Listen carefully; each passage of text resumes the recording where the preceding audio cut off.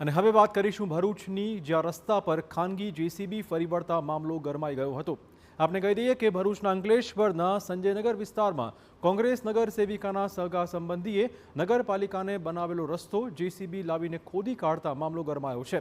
તંત્ર દ્વારા સમગ્ર ઘટનાને સરકારી સંપત્તિ સાથે ચેડા અને નિયમોની અવગણના તરીકે જોઈ રહ્યું છે। કોઈ પણ પરમિશન વગર જાહેર માર્ગ પર જેસીબી ઉતારતા ચીફ ઓફિસરથી માંડીને પાલિકાના ઉચ્ચ અધિકારીઓ સુધી દોડતા થયા હતા। કોઈ પણ જાતની મંજૂરી લીધા વગર રોડ ખોદી કઢાતા સત્તા પક્ષમાં પણ ખળભળાટ મચી ગયો। ત્યારે સમગ્ર મામલે નગર સેવિકાના સંબંધીનું કહેવું છે કે પાલિકાના અનઢળ વહીવટના કારણે આ પગલું ભરવું પડ્યું છે।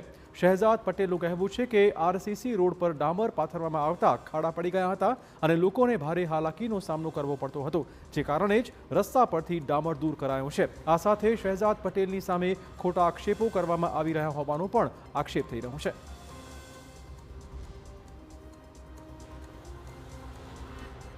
मौखिक जान કરી હતી એ બી બે વખત, એક વખત નહીં બે વખત, ને ગટરની કાચ સાફ કરવા આવી હતી જીસીબી, એ બી તમે જોઈ શકો છો। અહીંયા મસ્જિદના કેમેરા લાગ્યા છે, એ બી જોઈ શકો છો।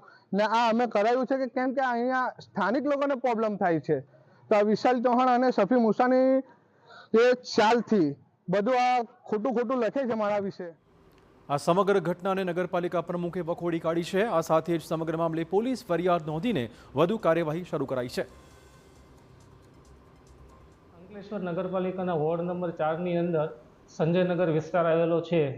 ત્યાં નગરપાલિકાના રોડને કોઈ પ્રાઇવેટ જેસીબીને લઈ અને ડેમેજ કરેલું છે। એ બાબતે ગઈકાલે સાંજે ખ્યાલ આવતા આજ રોજ પોલીસમાં કાર્યવાહી કરવા માટે અરજી કરેલ છે।